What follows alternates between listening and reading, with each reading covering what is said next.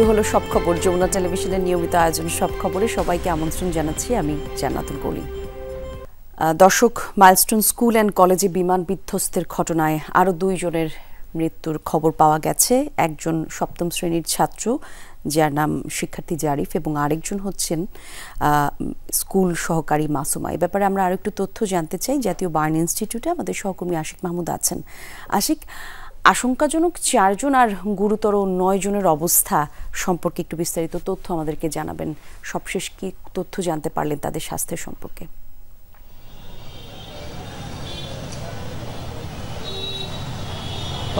কলি, এখন পর্যন্ত 36 জন শিক্ষার্থী এবং অভিভাবক শিক্ষক মিলিয়ে 36 জন এই বার্ন ইনস্টিটিউটে চিকিৎসাধীন রয়েছে। মাইলস্টোনের বিমান দুর্ঘটনার যে ভয়াবহ ঘটনা, সেই ঘটনায় এখন পর্যন্ত আমরা ডাক্তারদের সাথে কথা বলে যেমনটি জেনেছি যে 4 জন আশঙ্কাজনক অবস্থায় রয়েছে এবং 9 জন আছে গুরুতর দগ্ধ, এবং তাদের বেশিরভাগকে লাইফ সাপোর্ট এবং আইসিইউতে রেখে চিকিৎসা সেবা দেওয়া হচ্ছে। আমরা চিকিৎসকদের সাথে কিছুক্ষণ আগে কথা বলেছি। তারা আমাদেরকে জানিয়েছে যে 4 জন আশঙ্কাজনক অবস্থায় রয়েছে তাদের জীবন মৃত্যু আসলে সন্দিক্ষণে তারা রয়েছে, কারণ তাদের বেশিরভাগের শরীরে প্রায় কারো শরীর 80%, কারো 90% বার্ন হয়েছে, এবং তাদেরকে আইসিইউতে রেখে প্রাণপণ চেষ্টা চালানো হচ্ছে যে কোনোভাবে তাদের জীবন ফিরিয়ে দেওয়া যায় কিনা। এবং এর বাইরেও কিছুটা ভালো আছে 9 জন, তাদেরকেও ডাক্তাররা গুরুতর বলছেন এবং তারাও আশঙ্কামুক্ত নয়।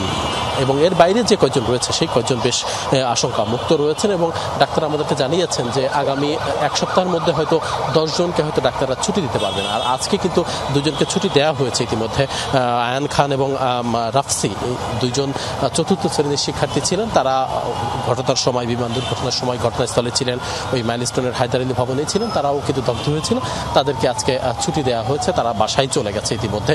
এবং এর বাইরেও যারা চিকিৎসাধীন রয়েছেন, আমরা যতটুকু জানতে পেরেছি, বাংলাদেশ, ভারত, চীন এবং সিঙ্গাপুর, এই 4 দেশের যারা বার্নের যারা বিশেষজ্ঞ রয়েছেন তাদের সার্বিক তত্ত্বাবধানে এবং তাদের সার্বিক পরামর্শ নিয়ে কিন্তু এই চিকিৎসা সেবাটি চালানো হচ্ছে। এবং এই 4 দেশের ডাক্তাররা সমন্বয় করে 3টি ক্যাটাগরিতে ভাগ করে, রোগীদের 3টি ক্যাটাগরিতে ভাগ করে তারা চিকিৎসা সেবা দিয়ে যাচ্ছে।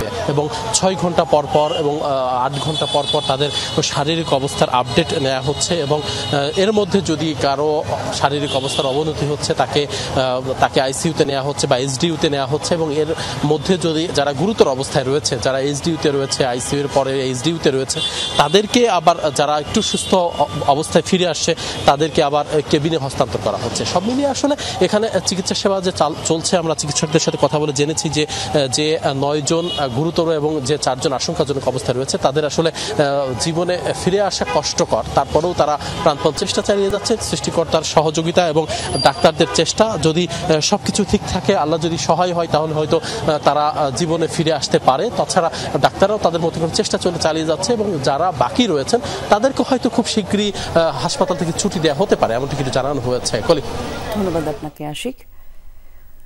দর্শক, মাইলস্টোনে বিমান বিধ্বস্তের ঘটনায় মারা যাওয়া 7ম শ্রেণীর ছাত্র জারিফের জানাজা হয়েছে। সেখানে আমাদের সহকর্মী ফয়সাল মাহমুদ আছেন, খোঁজখবর রাখছেন সেখানকার সবশেষ পরিস্থিতির জানবো তার কাছ থেকে। ফয়সাল, জানাজা শেষে কবরের প্রস্তুতি সম্পর্কে আমাদেরকে একটু জানাবেন।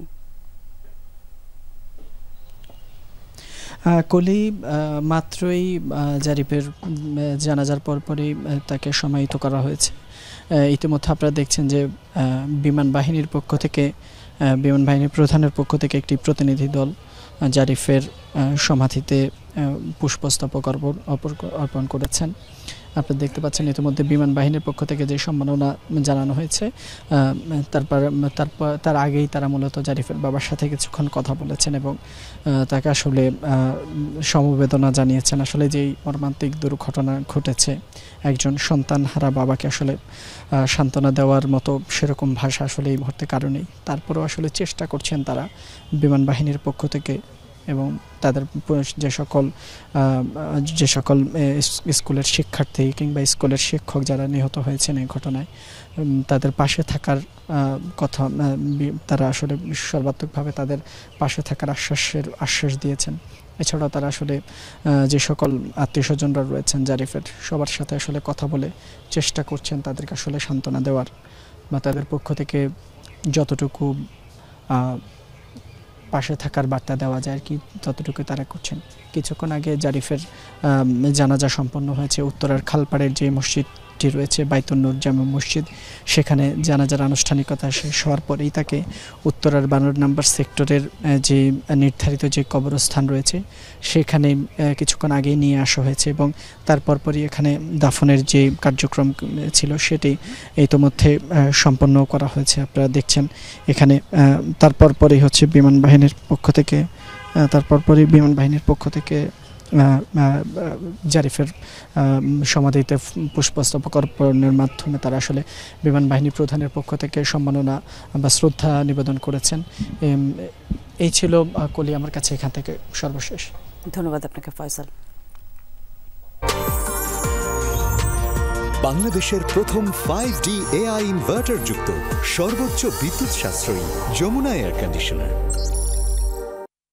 দর্শক, সংবাদ সব খবরের শুরুতে আপনাদেরকে জানাচ্ছিলাম মাইলস্টোন স্কুল অ্যান্ড কলেজে বিমান বিধ্বস্তের ঘটনায় আরও 2 জনের মৃত্যু হয়েছে। একজন 7ম শ্রেণীর শিক্ষার্থী জারিফ, আরেকজন স্কুল সহকারী মাসুমা।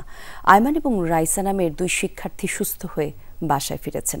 চিকিৎসকরা জানিয়েছেন বার্ন ইনস্টিটিউটে ভর্তি 4 জনের অবস্থা সংকটাপন্ন এবং গুরুতর অবস্থা 9 জনের।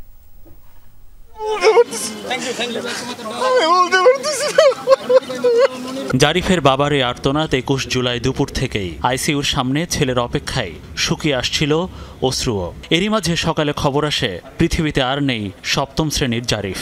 2 দিন আগেও ছেলের বন্ধু মাহতাব মারা গেছে, তার আরও এক বন্ধু আইসিইউতে। 22 তারিখ সকাল পর্যন্ত আমার সঙ্গে কথা বলছে। কথার মধ্যে একটা সময় ওর ওই মানে এই দুর্ঘটনার বর্ণনা দিতে গিয়ে ওরা 4 বন্ধু খুব ক্লোজ, হ্যাঁ, এই যে মাহতাব, আয়ান, জারিফ আর আয়মান।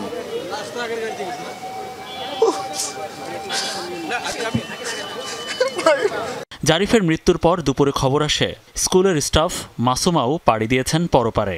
90% দগ্ধ হয়েছিল মাসুমার শরীর। তার পরিবার জানিয়েছে ঘটনার দিন মাসুমা চাইলে বেরিয়ে আসতে পারতেন, কিন্তু বাচ্চাদের বাঁচাতে জীবন বাজি রাখেন তিনিও।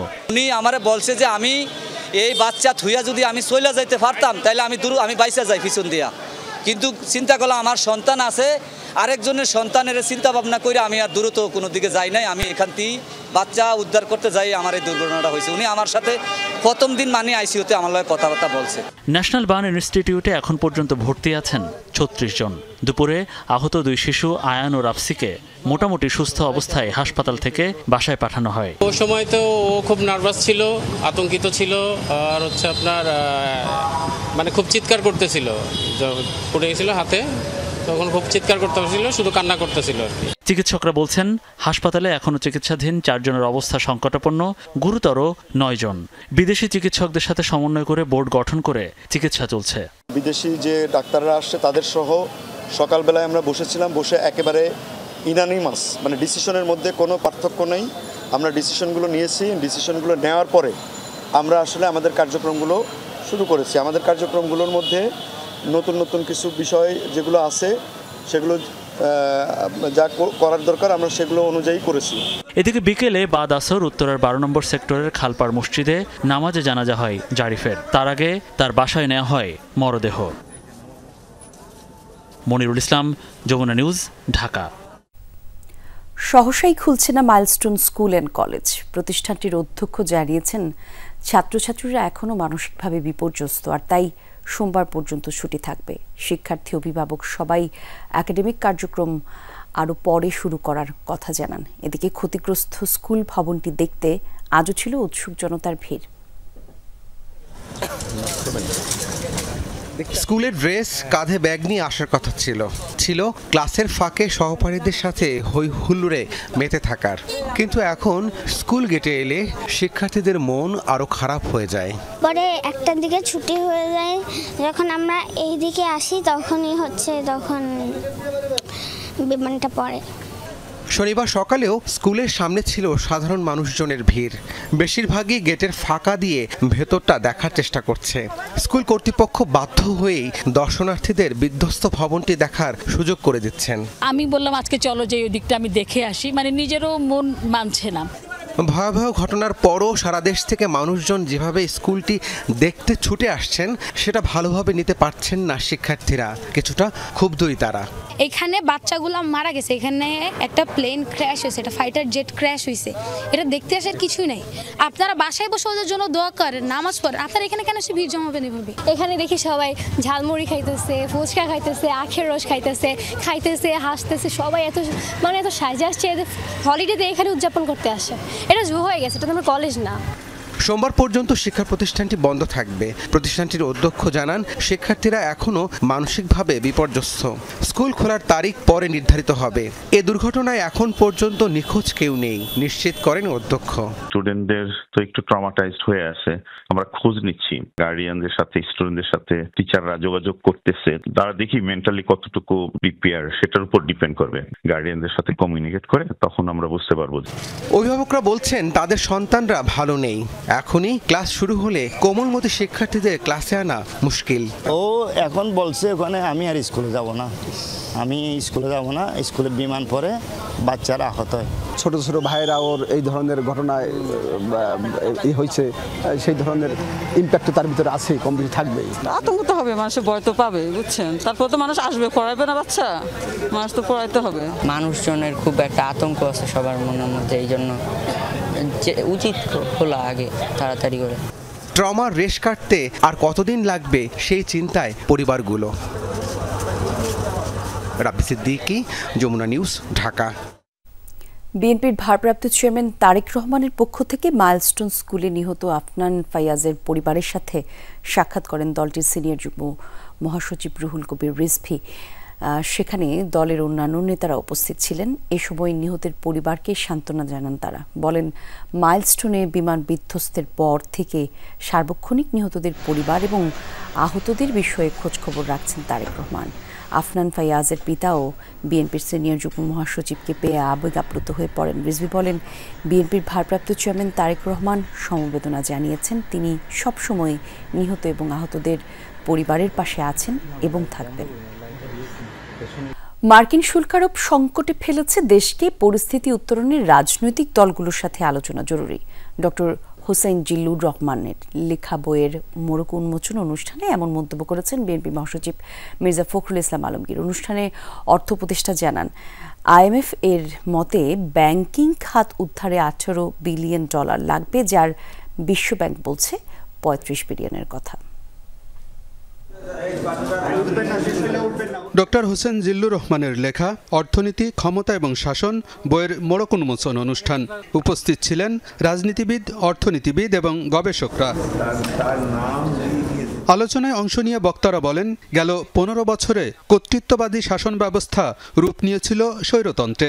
জবাবদিহিতা না থাকায় লুটপাট হয়েছে প্রতিটি খাতে। স্বৈরতন্ত্রের বৈশিষ্ট্য হচ্ছে মাফিয়া গ্রুপ সৃষ্টি করা। এটা যদি ইলেকটেড গভর্নমেন্ট হতো প্রপারলি, এত মাফিয়া গ্রুপ সৃষ্টি হতো না। ইকোনমি অ্যাকাউন্টেবল থাকলে এত দুর্নীতিগুলো হতো না, এত অর্থ পাচার হতো না, এত ব্যাংক লুট হতো না। পরিবর্তন এবং পরিবর্তন নিশ্চিত করার যে দায়িত্ববোধ, এটাই আজকে সার্বজনীন হওয়া দরকার। এই দায়িত্ববোধ শুধুমাত্র অন্তর্বর্তীকালীন সরকার, শুধুমাত্র রাজনৈতিক দল, শুধুমাত্র পার্টিকুলার গোষ্ঠী তাদের উপর নয়। প্রবৃদ্ধি 5, 6, 7% হয়েছে, কিন্তু সেই প্রবৃদ্ধি টেকসই এবং অন্তর্ভুক্তিমূলক হয়নি। আমরা একটা লো লেভেল ইকুইলিব্রিয়ামের মধ্যে আটকে আছি। অনুষ্ঠানে অর্থ উপদেষ্টা ডক্টর সালেউদ্দিন আহমেদ বলেন, অর্থনীতিতে নজিরবিহীন বিপর্যয় হয়েছিল। ব্যাংকিং খাতের 80% অর্থই লুট হয়েছে। তবে রাজনৈতিক বন্দোবস্ত ছাড়া অর্থনৈতিক উন্নয়ন সম্ভব নয় বলেও মন্তব্য করেন তিনি। রাজনৈতিক বন্দোবস্ত ছাড়া উন্নয়ন সম্ভব না, সেটা আমি প্রায়ই বলি। আমরা কিছু রিফর্ম করতে চেষ্টা করছি। পৃথিবীর কোনো দেশে এরকম অর্থনৈতিক বিপর্যয় আমি দেখে নাই। ব্যাংকের 80% টাকা নিয়ে চলে গেছে। আইএমএফ বলছে 18 বিলিয়ন, আবার ওই দিন বলে 35 বিলিয়ন লাগবে তোমাদের ব্যাংককে উদ্ধার করতে। বিএনপি মহাসচিব মির্জা ফখরুল ইসলাম আলমগীর বলেন, রাষ্ট্র ব্যবস্থা এবং অর্থনীতিতে গুণগত পরিবর্তন দরকার, তবে তা রাতারাতি সম্ভব নয়। এজন্য যত দ্রুত সম্ভব গণতান্ত্রিক ব্যবস্থায় ফিরে যেতে হবে। মার্কিন শুল্ক নীতি বড় ধরনের বিপদে ফেলতে যাচ্ছে বলেও মন্তব্য করেন তিনি।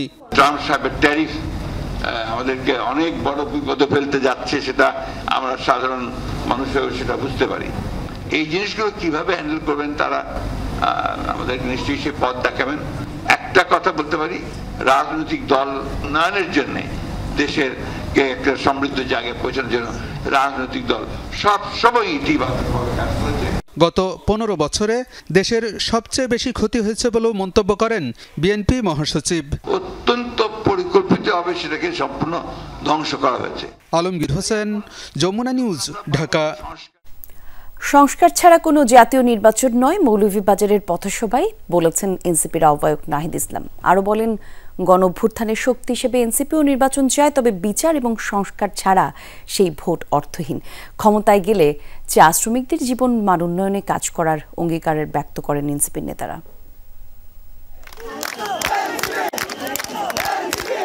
জুলাই পদযাত্রার ২৬তম দিনে চায়ের জেলা মৌলভীবাজারে জাতীয় নাগরিক পার্টি জেলার কেন্দ্রীয় শহীদ মিনার থেকে বেরির পার পর্যন্ত পদযাত্রা করে দলটি। বেরির পারে পথসভায় দলের আহ্বায়ক নাহিদ ইসলাম বলেন, এনসিপিও নির্বাচন চায়, তবে বিচার আর সংস্কার ছাড়া কোনো নির্বাচনই গ্রহণযোগ্য হবে না বলে মন্তব্য তার।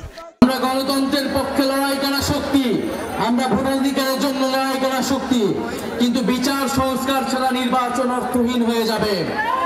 এই নির্বাচনকে জনগণ গ্রহণ করবে না।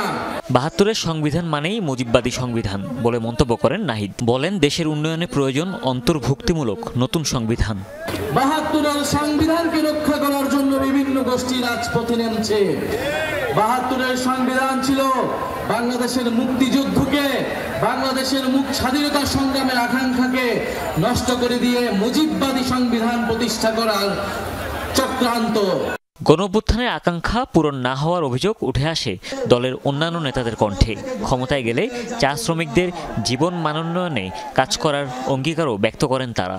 যারা চা বাগানের শ্রমিক হিসাবে কাজ করে তাদেরকে ন্যায্য মজুরি দেওয়া হয় না। আমাদের চা শ্রমিকেরা, আমাদের রিক্সা শ্রমিকেরা, আমাদের ঠেলা মজুর কুলি, তারা সকলের বাংলাদেশ প্রতিষ্ঠা পাবে, এমন এক বাংলাদেশ প্রতিষ্ঠা করাই আমাদের লড়াই। আমরা যে পাড়ার টেবিল থেকে উঠে এসেছিলাম, সেই পাড়ার টেবিলে এখনো আমাদের ভাইরা বসে আছে। বাংলাদেশে এখনো কোনো কর্মসংস্থান সৃষ্টি হয় নাই। পরে শ্রীমঙ্গলে বিভিন্ন জাতিগোষ্ঠীর মানুষের সাথে মতবিনিময় করে জাতীয় নাগরিক পার্টি। কিশোরগঞ্জের পথসভা শেষে নেত্রকোনার উদ্দেশ্যে রওনা দেবে দলটির গাড়িবহর। হুমায়ুন রশিদ, যমুনা নিউজ। একই ব্যক্তিকে প্রধানমন্ত্রী, সংসদ নেতা এবং দলীয় প্রধান একই সাথে 2 মেয়াদে বেশি প্রধানমন্ত্রী না করার পক্ষে মত দিয়েছেন 86 থেকে 89% মানুষ। সংস্কার নিয়ে সুশাসনের জন্য নাগরিক সুজন পরিচালিত জনমতে জরিপে এমন তথ্য উঠে এসেছে। তবে প্রাপ্ত ভোটের ভিত্তিতে সংসদের উচ্চ কক্ষে আনুপাতিক প্রতিনিধিত্ব বা পিআর পদ্ধতির পক্ষে জনমত এর চেয়ে কম 72%। উচ্চকক্ষ চায় না, জরিপে অংশগ্রহণকারীদের সংখ্যা হচ্ছে 33%। মৌলিক এসব বিষয়ে সংস্কারের জন্য রাজনৈতিক ঐকমত্য প্রয়োজন বলে জানিয়েছেন ঐকমত্য কমিশনের সদস্য বদিউল আলম মজুমদার। তবে সংস্কার নির্বাচনের আগে নাকি পরে, এ নিয়ে বিপরীতমুখী মন্তব্য বিএনপি এবং এনসিপি নেতাদের। সংবিধান নির্বাচন সহ 166টি সংস্কার প্রস্তাব নিয়ে রাজনৈতিক দলগুলোর সাথে জাতীয় ঐকমত্য কমিশনের বৈঠক শেষ পর্যায়ে। 5 আগস্টের আগে জুলাই সনদ প্রকাশ করতে চায় কমিশন। সংস্কারের জন্য প্রস্তাবিত মৌলিক কিছু বিষয়ে জরিপ পরিচালনা করেছে কমিশন সদস্য ডক্টর বদিউল আলম মজুমদারের সংগঠন সুশাসনের জন্য নাগরিক সুজন। মতামত নেওয়া হয় 1659 জনের। এতে একই ব্যক্তিকে প্রধানমন্ত্রী, সংসদ নেতা ও দলীয় প্রধানের পদে না রাখার পক্ষে মত 86%। প্রধানমন্ত্রী 2 মেয়াদ ও সংবিধান কমিশনের পক্ষে আছেন 89%। আলোচিত পিআর পদ্ধতি ও সংসদে উচ্চকক্ষের পক্ষে সমর্থন এর চেয়ে কম 77 ও 67%। তবে জরিপে মন্ত্রিপরিষদ শাসিত সরকারের পক্ষে মত দিয়েছে 86%, রাষ্ট্রপতির ক্ষমতা বৃদ্ধির পক্ষে 87% ও তত্ত্বাবধায়ক সরকারের পক্ষে আছেন 83% অংশগ্রহণকারী। 30-31টা দলের মধ্যে প্রায় 24টা দল একমত হয়েছে যে যিনি প্রধানমন্ত্রী হবেন তিনি অন্য যে কোনো একটা রাখবেন, 2-3টা রাখবেন না। এই পরামর্শগুলো এসছে রাজনৈতিক নেতৃবৃন্দের তরফ থেকে। ঐকমত্য কমিশন কোনো সিদ্ধান্ত দেয়নি এই ব্যাপারে। ব্যক্তি কাজ করবে, মেশিন করবে না, এই লেখা কিন্তু ফাইলে থাকবে। তো এই ফাইলের লেখাটা বাস্তবায়ন কারা করবে? আমরা মুখে মুখে সুন্দর কথা বলি, কিন্তু বাস্তবে কাজ করতে গেলে সেটা করি না। তো মৌলিক সংস্কার আমাদের এই নিয়েই আমরা কতগুলো বিষয় ঐক্যমত্য সৃষ্টি করার চেষ্টা করছি, এবং কতগুলো সে মৌলিক যদি সংস্কার না হয় তাহলে ওই যে আমাদের নির্বাচন হবে, কিন্তু এই নির্বাচনে কোনো আমাদের গণতান্ত্রিক উত্তরণ ঘটবে না। যেসব প্রস্তাবে ঐকমত্য হয়েছে সে বিষয়ে অধ্যাদেশ জারির পক্ষে ডক্টর মজুমদার। এক্ষেত্রে ভিন্নমত আছে রাজনৈতিক দলগুলোর মধ্যে। আমরা সংস্কার ডেফিনেটলি চাই, বাট সংস্কারের মূল জায়গাটায় যে মৌলিক অধিকারের কথা যে আপনারা ভোটাধিকার দিয়েছেন, এই ভোটাধিকারটা তো ফিরিয়ে আনতে হবে। আমার 18 বছরের ভাই বোনদের তো ভোট দিতে পারতে হবে। এনসিপি নির্বাচনকে ভয় পায়, মোটো এনসিপি নির্বাচনকে ভয় পায় না।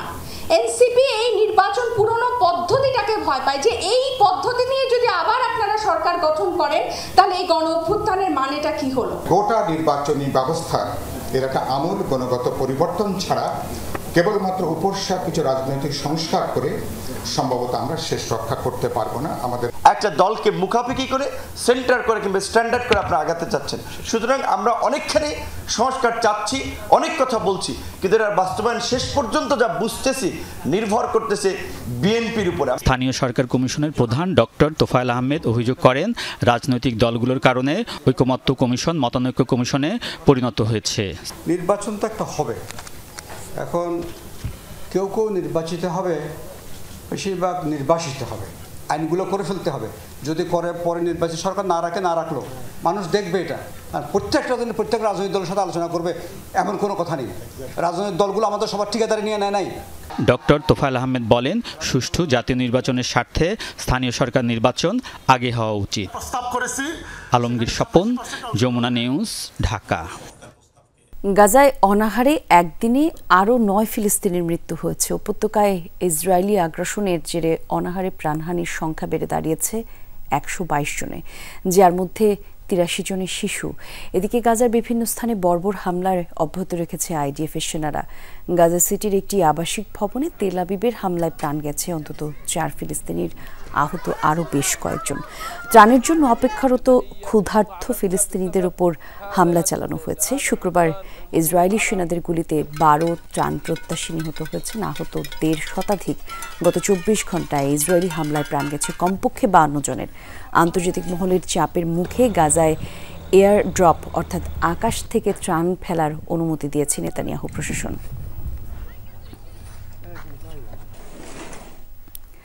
এবার ফিলিস্তিনিদের প্রতি জনসমর্থন জানিয়ে বিক্ষোভে উত্তাল হল ইসরায়েল। গাজায় দুর্ভিক্ষ এবং আগ্রাসন বন্ধের দাবিতে শুক্রবার দেশটির শাখনিন শহরে মিছিল করেছে আরব ইসরায়েলিরা। গাজায় ক্ষুধার্ত শিশুদের ছবি নিয়ে প্রতিবাদে জড়ো হন 10,000-এর বেশি মানুষ। ইসরায়েলের কর্মকাণ্ডের বিরুদ্ধে প্ল্যাকার্ড দেখা যায় তাদের হাতে। গাজা একা নয়, দুর্ভিক্ষ সৃষ্টি একটি যুদ্ধাপরাধ, এমন নানা প্রতিবাদী লেখা ছিল সেসব ব্যানারে। ফিলিস্তিনিদের প্রতীকী কেফায়া পরে গাজাবাসীর প্রতি সংহতি জানান বিক্ষোভকারীরা। নেতানিয়াহু প্রশাসনের বিরুদ্ধেও দেন স্লোগান। অবিলম্বে যুদ্ধবিরতির দাবি জানান তারা। গাজায় হামাসের হাতে জিম্মিদের মুক্তির দাবিতে 21 মাস ধরে প্রতি সপ্তাহান্তে বিক্ষোভ করে আসছে ইসরায়েলিরা। আর এখনও হামাসের কাছে বন্দি দশায় রয়েছেন 58 ইসরায়েলি, যাদের মধ্যে অর্ধেকের বেশি মারা গেছেন বলে ধারণা করা হচ্ছে। ওভার ইনভয়েসিং এর মাধ্যমে দেশ থেকে অর্থ পাচার হওয়ার ঘটনাকে ব্যাংক এবং কাস্টমারের সামষ্টিক ব্যর্থতা বলে উল্লেখ করেছে জাতীয় রাজস্ব বোর্ডের chairman Abdur Rahman Khan. Debate for ডেমোক্রেসির ছায়া সংসদে সব কথা বলেছেন তিনি। তাত্ত্বিকভাবে আগাতে পারবেন, কিন্তু বাস্তবিকভাবে আগাতে পারবেন না। কর ব্যবস্থাপনা সংস্কারের মাধ্যমে প্রত্যাশিত রাজস্ব আহরণ সম্ভব, এই শিরোনামে ডিবেট ফর ডেমোক্রেসির ছায়া সংসদ। সংস্কারের পক্ষে সরকারি দল গ্রিন ইউনিভার্সিটি, বিরোধী দল চট্টগ্রাম মা ও শিশু মেডিকেল কলেজ হাসপাতাল। 100 টাকা একটা প্রোডাক্ট কিনলাম, সেটা প্রাইস দেখালাম 1000 টাকা। আপনি অ্যাপের মাধ্যমে করে দেন না, আপনার দুর্নীতিও হইতেছে না, আপনার সময়ও বাঁচতেছে মানুষকে। ছায়া সংসদের বিতর্ক শোনেন প্রধান অতিথি রাজস্ব বোর্ডের চেয়ারম্যান আব্দুর রহমান খান। রাজস্ব বোর্ড সংস্কার প্রসঙ্গে তিনি বলেন, শুধু রাজস্ব নীতি ও রাজস্ব ব্যবস্থাপনার নামে আলাদা বিভাগ করলে রাজস্ব আহরণ হবে না। এজন্য কর ব্যবস্থাপনায় দক্ষতা ও স্বচ্ছতা নিশ্চিত করতে হবে। কর ব্যবস্থাপনার সংস্কার মানে কিন্তু সবগুলো একসাথে, শুধুমাত্র পলিসি সেপারেশন কোনো মহা ঔষধ নয়, এটা কোনো পেনিশিয়া নয়, এবং আমরা সেপারেট করলাম, কিন্তু এরপরে যদি আমরা এটাকে ঠিকভাবে অপারেট করতে না পারি সেখানে কিন্তু ব্যর্থতা অনিবার্য। আমাদের প্রতিটা পদে পদে জবাবদিহিতার ব্যবস্থা নাই বলে অথবা থাকলেও সেটা কার্যকর নয় বলেই কিন্তু আমাদের এত প্রবলেম তৈরি হচ্ছে। এনবিআর চেয়ারম্যান আরো বলেন, এনবিআর এর স্বচ্ছতা ও দক্ষতা নিশ্চিত করতে রাজনৈতিক সদিচ্ছা খুবই গুরুত্বপূর্ণ। যেটা দেশের জন্য ভালো, যেটা রাষ্ট্রের 18 কোটি মানুষের জন্য জনকল্যাণকর, সেটা আমরা করতে এক পাও পিছপা হচ্ছি না এবং সেই কাজগুলো আমরা করতে পারছি। এই কারণেই বলছি রাজনৈতিক সদিচ্ছা অনেক অনেক অনেক গুরুত্বপূর্ণ। ডিবেট ফর ডেমোক্রেসির চেয়ারম্যান বলেন, এনবিআর এর যে আন্দোলন হচ্ছিল তা বন্ধ করা বুদ্ধিমানের কাজ হয়েছে। তবে রাজস্ব বিভাগের কর্মকর্তা কর্মচারীদের যৌক্তিক দাবি থাকলে সরকার সেটা বিবেচনা করবে বলে আশা তার। আমরা কেন রিয়েল প্রাইসে এখনো পর্যন্ত আমরা ইম্পোর্ট করতে পারছি না? রিয়েল প্রাইসে ইম্পোর্ট করবার জন্য দেখা যাচ্ছে কয়েকজন করছে, কয়েকজন করতে পারছে না, তাহলে তো সে বাজারে টিকে থাকতে পারবে না। সে কিন্তু ঘুরে ফিরে কিন্তু আবারও সেই আন্ডার ইনভয়েসিং এর মধ্যে চলে যাবে। সুতরাং আমাদেরকে মাথায় রাখতে হবে যে এখন সময় এসেছে প্রত্যেকটা বিষয়ে আমাদেরকে নজরদারি করতে হবে। ছায়া সংসদে এই বিতর্কে জয়ী হয় সংস্কারের পক্ষে সরকারি দল green university. Rajib Ahmed, Jamuna news, Dhaka. নিম্নচাপের প্রভাবে আজও উত্তাল সাগর, অতি জোয়ারের পানিতে নোয়াখালী, কক্সবাজার সহ বিভিন্ন স্থানে ভেঙেছে বেড়িবাঁধ। ভাঙা অংশ দিয়ে ঢুকছে পানি, ডুবে আছে ঘরবাড়ি, রাস্তাঘাটেতে চরম ভোগান্তিতে উপকূলের মানুষ। এ বিষয়ে আরও কিছু তথ্য আমরা জানতে চাই। পটুয়াখালীর কুয়াকাটা থেকে আমাদের সহকর্মী জাকারিয়া হৃদয় যোগ দিচ্ছেন আমাদের সঙ্গে। জাকারিয়া, মেরিন ড্রাইভে তো ভেঙেছে, আপনি সেখানকার সবশেষ অবস্থা আমাদেরকে একটু জানাবেন। সাধারণ মানুষ যারা ক্ষতিগ্রস্ত হচ্ছে এই ভাঙন পরিস্থিতিতে, তারা কি বলছেন সেই তথ্য একটু জানাবেন।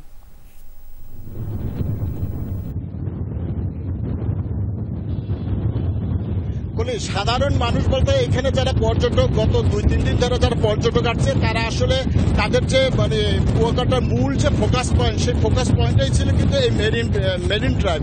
এখান থেকে তারা অটোতে এবং রিক্সা আসা যাওয়া করতে, যে কারণে তারা কিন্তু বাচ্চা শিশুদের নিয়ে চলাফেরা করতে কিন্তু অনেক সমস্যা, এই কথাটাকে সকাল থেকে তারা বলছে।